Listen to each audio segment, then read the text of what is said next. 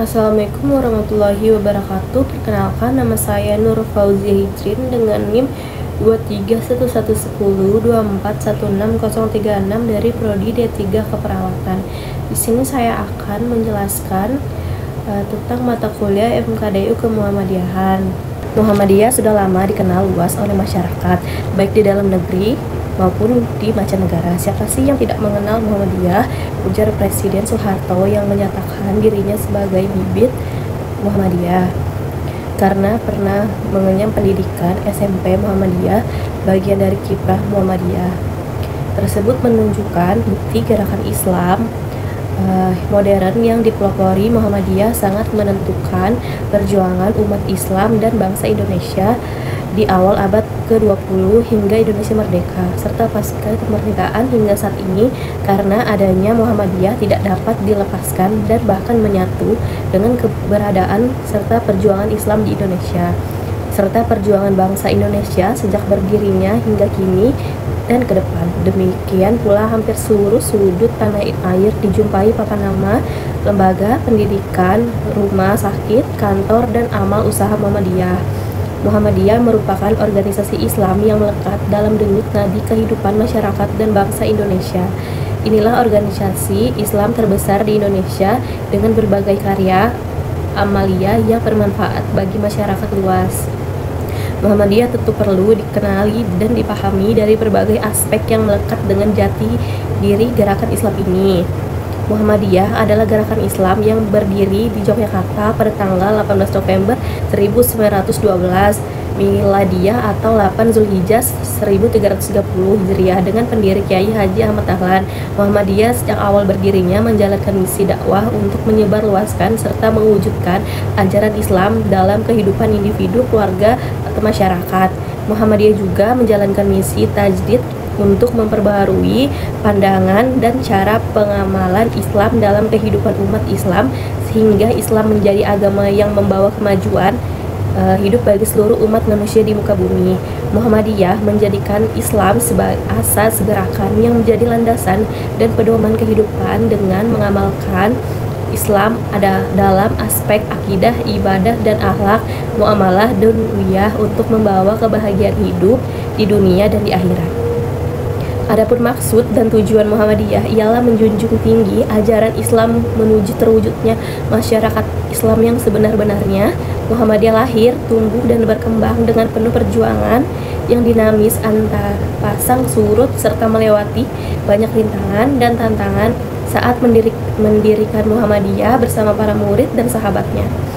Pendirinya Kiai Haji Ahmad Dahlan sungguh dihadapkan banyak penentang di kampung Kauman Yogyakarta. Tempat kelahiran organisasi Islam ini pun tidak sedikit halangan yang dihadapi Kiai Haji Ahmad Dahlan dan gerakan Muhammadiyah yang didirikannya.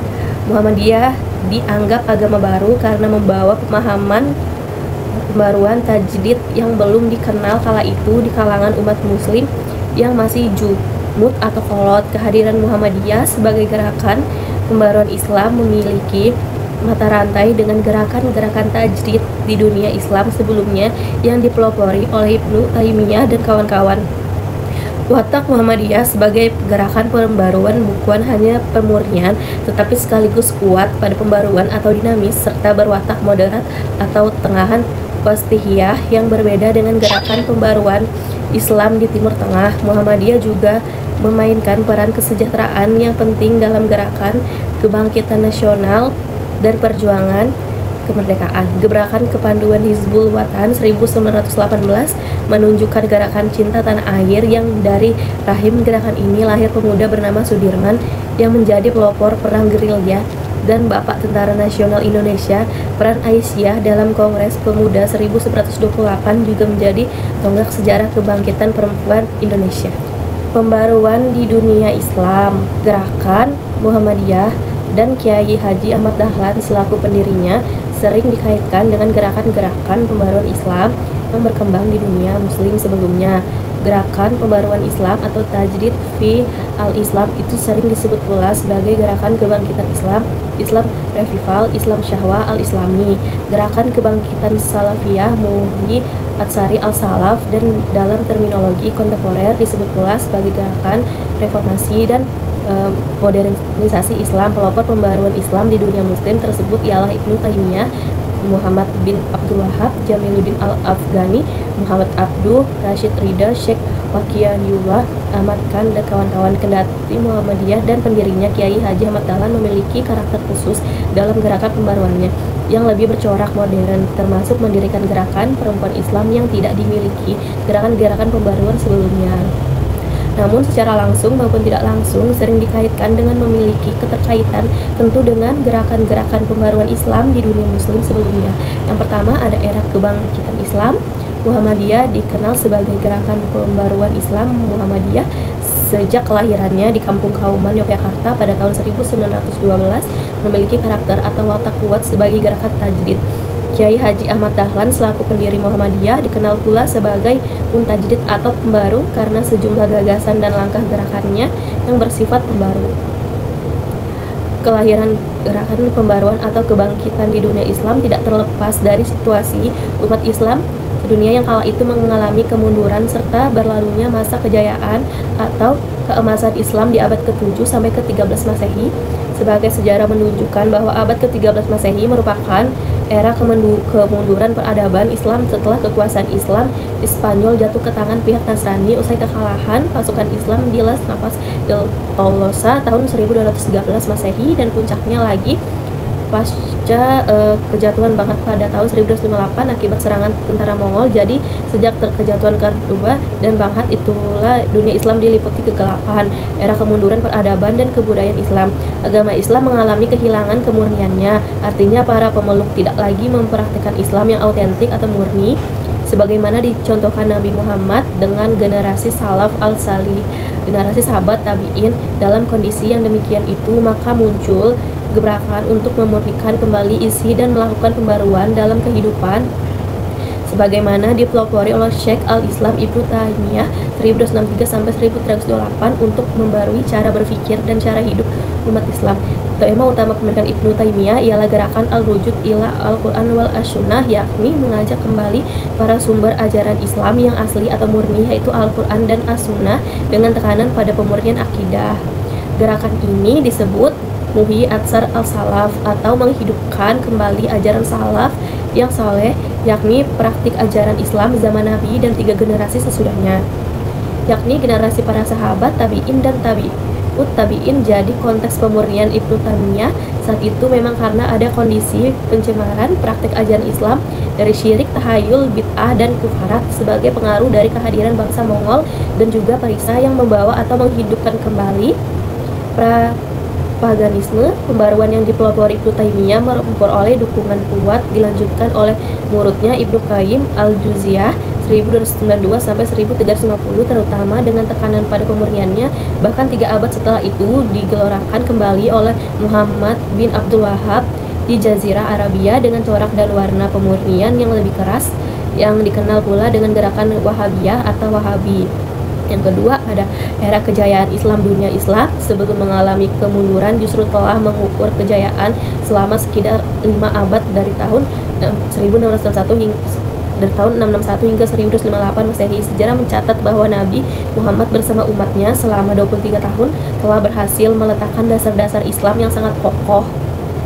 Lebih dari itu, membangun fondasi peradaban Islam yang berpusat di Madinah Al-Munawwarah dengan sentrum keagamaan di Mekah Al-Mukarramah, di mana Ka'bah berdiri dengan tegak sebagai pusat kiblat.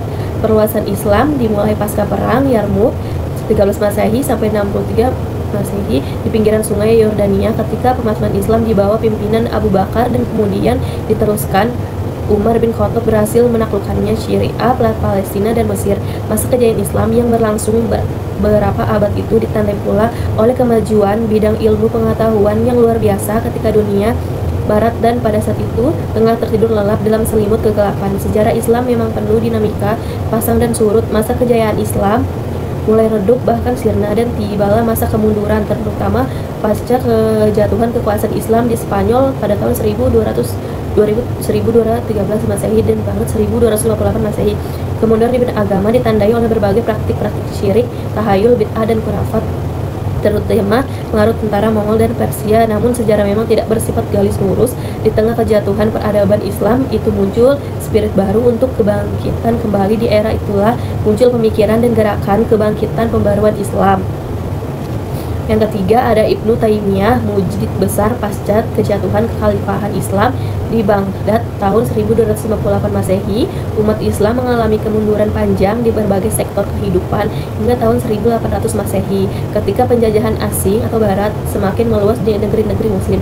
Ibnu Taimiyah memang sering dihubungkan dengan penerus dan pemikiran yang memiliki kaitan dengan mazhab Hanbali. Pemikirannya untuk menghidupkan kembali ajaran salaf al-salih, 3 generasi terbaik sesudah Nabi yang membawa misi pemurnian akidah dan sering diklaim sebagai golongan selamat fikrah najiyah. Sebagaimana pesan Nabi mengenai lahirnya berbagai golongan dalam Islam, gerakan pemurnian Islam yang dipelopori Ibnu Taimiyah dan kemudian mengilhami gerakan-gerakan pembaruan Islam babak berikutnya memang dinisbatkan pada ajaran salaf al-salih, yakni ajaran Islam yang dipraktikkan dan dianut di zaman Nabi, sahabat, tabi'in, dan tabi'ut tabi'in hingga abad ke-3 Hijriah, yang dikenal pula dengan gerakan Islam asli. Dalam situasi Islam dan umat Islam yang terpuruk, itulah Ibnu Taimiyah mengumandangkan gerakan pemurnian dan pembaruan Islam. Yang keempat ada Jamaluddin al-Afghani, tokoh Pan-Islamsi. Ini ada sosok pembaru yang paling kuat energi pergerakannya. Konsep Jamiah Islamiyah Jamaluddin berbeda dari pandangan tentang pan-islamisme, dan umumnya pan-islamisme dalam pandangan umum merupakan konsep persatuan umat Islam sedunia dalam bentuk kekhalifahan Islam al-Afghani. Sungguhnya resah menyaksikan dunia Islam yang tidak bersatu, juga terbelakang. Karena itu selain mengumandangkan ide Jamiah Islamiyah, dia juga mengelorakan semangat pembaruan dengan membuka pintu ijtihad dan melakukan gerakan kembali dengan ajaran Islam yang murni, yakni Al-Quran dan As-Sunnah. Yang kelima ada Muhammad Abduh, pembaruan moderat. Di antara pembaru dunia Islam yang cenderung moderat ialah Muhammad Abduh. Karakter, pemikiran, dan kiprah pembaruan tokoh dari Mesir ini relatif memiliki kemiripan dengan pemikiran Kiai Haji Ahmad Dahlan, pendiri Muhammadiyah. Adapun ide-ide pembaruan Muhammadiyah dari Muhammad Abduh antara lain sebagai berikut. Yang pertama menyangkut pembaruan pemikiran keagamaan. Kedua, masalah pendidikan. Abduh termasuk pembaruan yang memiliki perhatian besar terhadap pembaruan pendidikan sebagai tonggak utama kemajuan Islam. Yang ketiga, dalam politik, Abduh setelah diangkat menjadi anggota Majelis Syuro Al-Azhar berhasil menjembatani kesenjangan lembaga ini dengan pemerintahan untuk kebaikan rakyat. Keempat, menghadapi serangan pemikiran Barat. Abduh berpandangan hal-hal dari Barat dan dunia modern boleh diambil sejauh tidak bertentangan dengan ajaran agama Islam. Dari gambaran sekilas tentang Muhammad Abduh, maka tampak jelas pembaruan dari Mesir. Yang satu ini sosok dan pemikirannya sangat maju sekaligus moderat. Yang keenam ada dinamika gerakan pembaruan Islam pasca Abduh dan di luar Mesir bertumbuh pembaruan di dunia Islam dengan corak masing-masing. Dia bahkan mengajak umat Islam untuk membarui tafsir atau pemahaman tentang Al-Quran, tidak jumud sebagaimana ulama-ulama tradisional. Karena itu Ridha mengusulkan dan kemudian disetujui guru untuk menyusun tafsir Al-Quran yang kemudian dimuat secara rutin dalam An-Manar. Rashid Ridha sebagaimana juga Abduh mengkritik umat Islam yang jumud dan mengajak untuk kembali kepada ajaran Islam yang sebenarnya, yang tidak tercemar oleh praktik syirik, bid'ah, dan kufurat. Api pembaruan Islam yang mengalir sebagaikan air yang tidak terbendung itu merambah dan masuk pula ke Indonesia. Pada saat yang sama, Kiai Haji Ahmad Dahlan juga melakukan kreasi dan menampilkan corak pembaruan Islam yang lebih berwajah kulturan dan moderat, sehingga Muhammadiyah yang lahir pada tahun 1912 itu mampu bertahan dan meluas bukan hanya sebagai alam pikiran, namun sekaligus sebagai organisasi gerakan pembaruan Islam yang melembaga dan mengakar kuat di bumi Indonesia. Kedatangan Islam di Nusantara bersifat damai dan konstruktif, membangun kesadaran akan hubungan manusia dengan Tuhan, masyarakat, dan alam. Namun penyebarannya diwarnai interaksi dengan budaya lokal, animisme, dan Hindu yang telah mapan menghasilkan beragam corak Islam di Indonesia. Islam Nusantara, Islam masuk ke Indonesia pada abad ke-7 Masehi dari Arab, dan ada yang menyebutkan abad ke-13 dari India, Persia, dan Cina melalui saudagar Muslim. Kerajaan Islam pertama yang terbentuk adalah Samudra Pasai dan pada abad ke-13, pada abad ke-15 dan ke-16. Banyak kerajaan Islam seperti Malaka, Demak, dan Banten muncul dengan puncak kejayaan pada abad ke-17 di Aceh dan Banten diikuti oleh kemunduran pada abad ke-18. Proses Islamisasi di Nusantara berlangsung secara kultural, melibatkan penyebaran melalui interaksi sosial dan ekonomi yang menghasilkan keragaman dalam praktik Islam. Taufik Abdullah mencatat bahwa Islamisasi melibatkan akomodasi terhadap perubahan zaman tanpa kehilangan esensi ajaran. Proses ini juga berhadapan dengan pengaruh animisme dan Hindu, menciptakan corak Islam yang beragam. Kehadiran Islam di Indonesia ditandai dengan interaksi damai antara ajaran Islam dengan budaya lokal yang menghasilkan wajah kultural Islam. Meskipun ada beberapa peristiwa kekerasan seperti perang Padre, dinamika Islam di Indonesia umumnya bersifat integratif. Proses akulturasi dengan budaya lokal seperti dari Tatar, Sunda, dan Minangkabau menunjukkan adaptasi Islam terhadap konteks sosial dan budaya setempat. Secara keseluruhan, perkembangan Islam di Indonesia tidak linear, tetapi mengalami dinamika dan perubahan, menciptakan keragaman yang mencerminkan interaksi antar ajaran Islam dan berbagai kebudayaan lokal. Ada juga era penjajahan. Masyarakat Indonesia termasuk umat Islam sebagai mayoritas mengalami penderitaan panjang akibat penjajahan oleh Portugal, Belanda, dan Jepang. Penjajahan dimulai dengan kedatangan Portugal pada 1551, diikuti oleh Belanda melalui VOC dan 1602, dan kemudian Jepang pada tahun 1942 hingga 1945. Secara keseluruhan, Indonesia dijajah selama sekitar 350 tahun dengan Belanda menjadi penjajah terlama. Walaupun ada beberapa kontribusi positif dari Belanda seperti pembangunan infrastruktur dan pendidikan, secara umum penjajahan membawa penderitaan bagi rakyat. Kebijakan sistem tanam paksa, kultur stelsel yang diterapkan hingga 1877 menyebabkan kemiskinan dan kelaparan masyarakat. Indonesia dijadikan kelas bawah di tanah air sendiri dengan kekayaan alam yang dikuasai penjajah. Kebijakan kolonial Belanda meskipun memperkenalkan politik etis pada tahun 1887, tetapi tidak mampu memperbaiki kondisi masyarakat yang telah porak-poranda akibat penindasan. Pada saat negara lain mengalami modernisasi, Indonesia terperangkap dalam tradisionalisme dan kepercayaan tahayul yang menghambat kemajuan.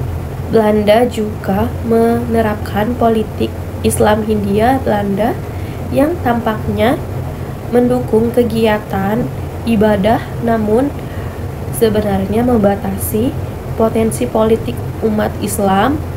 Umat Islam Indonesia terjebak dalam praktik tradisional yang jauh dari ajaran murni Islam seperti syirik dan kufarat dan juga menolak modernisasi yang dianggap berasal dari kondisi terbelakang ini mendorong lahirnya gerakan Islam modern pada awal abad ke-20 seperti Muhammadiyah sebagai respon terhadap penjajahan dan upaya untuk memperbarui pemahaman dan praktek Islam. Gerakan ini berfokus pada pembaruan di semua aspek kehidupan untuk mencapai kemajuan dan kejayaan umat Islam di Indonesia.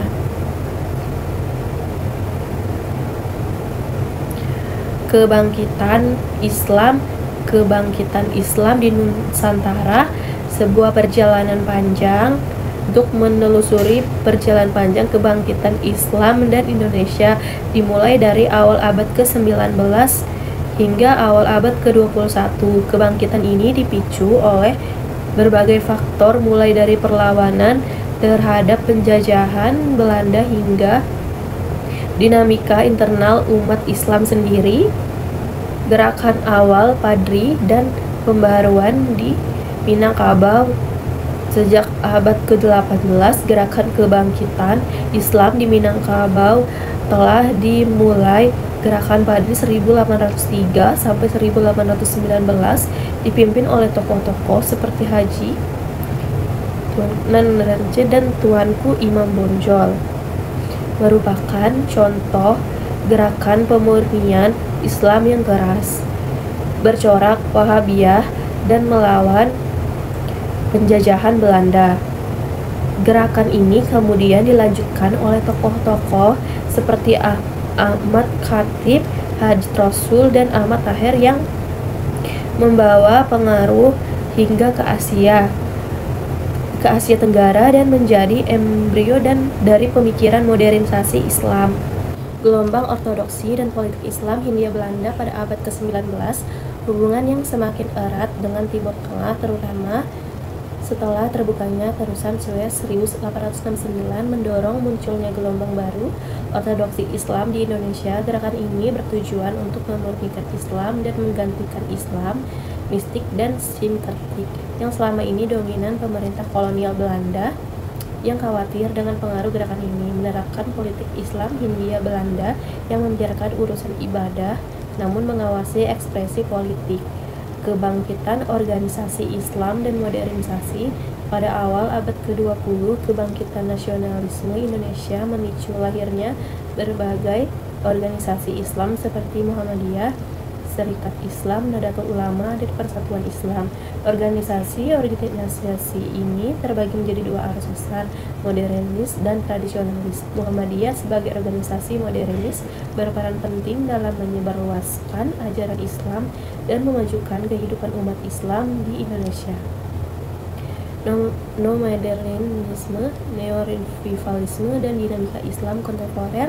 Pada awal abad ke-21 muncul fenomena baru dalam Islam Indonesia, yaitu neomodernisme dan revivalisme, merupakan kritik terhadap modernisme Islam, sementara neorevivalisme merupakan bentuk revivalisme Islam yang lebih keras.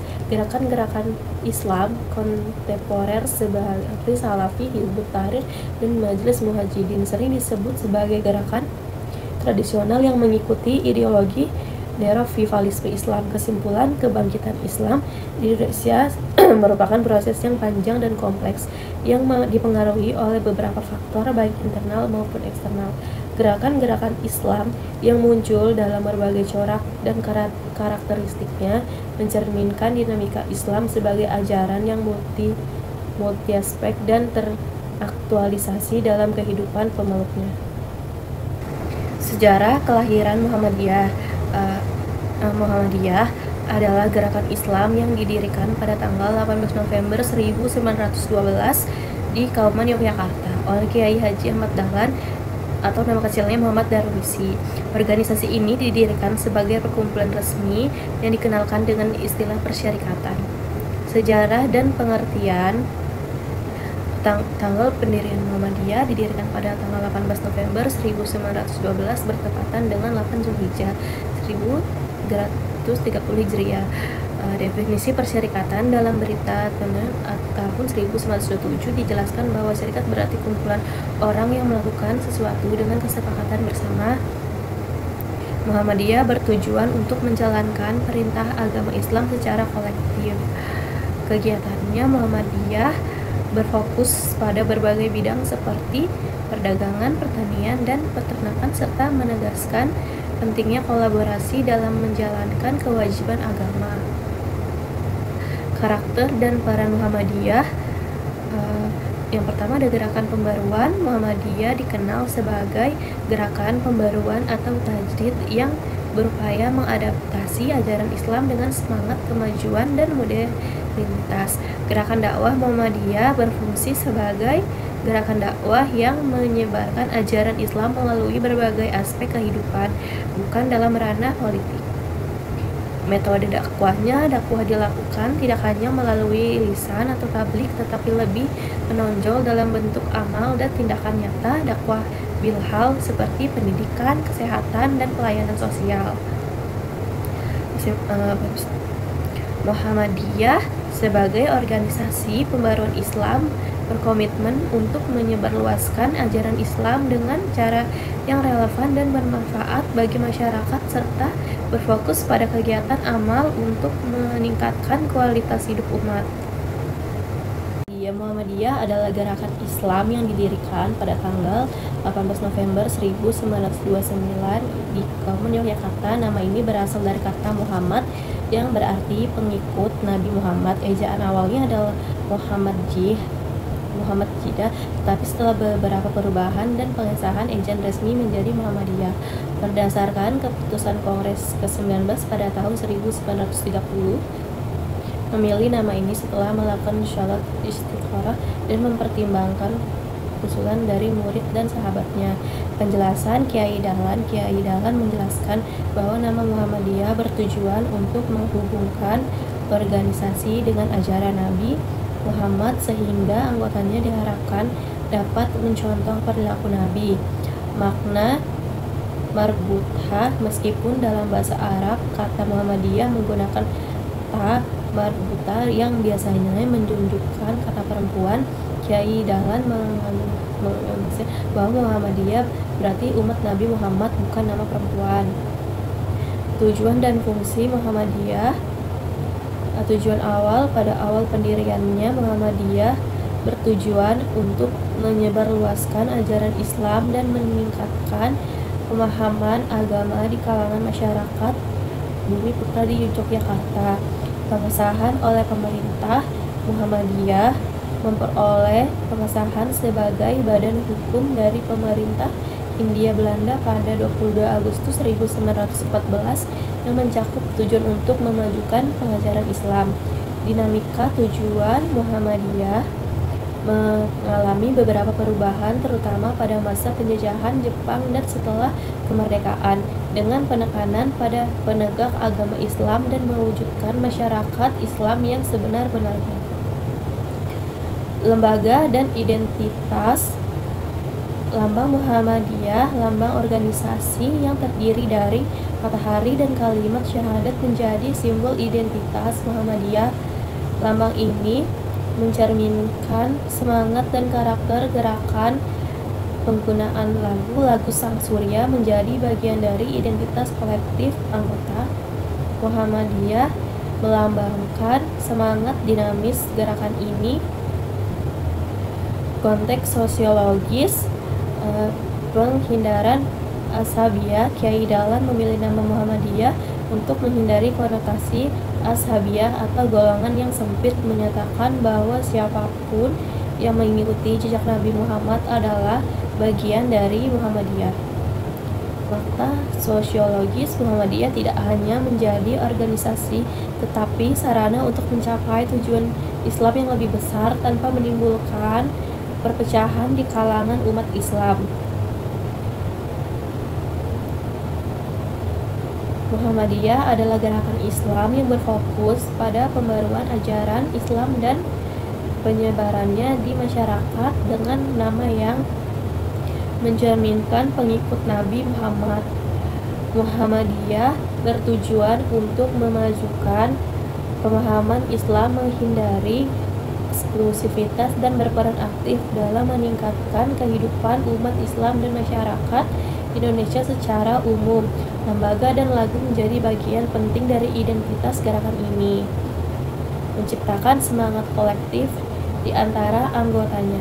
Faktor Ahmad Dahlan Muhammadiyah yang didirikan oleh Kiai Haji Ahmad Dahlan pada 18 November 1912 merupakan manifestasi dari gagasan dan perjuangan Islam yang beliau pelopori sehingga menunaikan ibadah haji dan bermukim di Mekah. Kiai Haji Ahmad Dahlan terinspirasi oleh ulama-ulama Indonesia dan pembaruan Islam seperti Ibnu Taimiyah dan Muhammad Abduh sehingga membawa pulang semangat pembaruan meskipun lahir dari latar belakang tradisional dalam menunjukkan ketajaman intelektual dan semangat pembaruan yang kuat. Gagasan mendirikan Muhammadiyah muncul dari interaksi Dahlan dengan kawan-kawan dari Budi Utomo dan sasaran dari murid-muridnya di School Jetis. Organisasi ini awalnya dimaksud untuk memayungi Madrasah Ibtidaiyah Diniyah Islamiyah dan didirikan Dahlan pada tanggal 1 Desember 1911 secara idealistis. Pendiri Muhammadiyah dilandasi oleh surat Al-Imran ayat 104 yang mendorong terciptanya umat yang menyuruh kepada kebaikan dan mencegah kemungkaran. Pembaruan yang dilakukan Kiai Haji Ahmad Dahlan mencakup pemurnian akidah dan syirik, pemurnian ibadah dari bid'ah, pembersihan kepercayaan dari kufarat, dan pengganti taklid dan istijat. Meskipun terdapat perbedaan pendapat mengenai penekanan pada pemberantasan tahayul, bid'ah, dan khurafat, Kiai Haji Ahmad Dahlan jelas menekankan kembalinya pada Al-Quran dan Sunnah. Contoh pembaruannya terlihat pada pelurusan arah kiblat dan pelaksanaan sholat Idul Fitri dan Idul Adha di lapangan.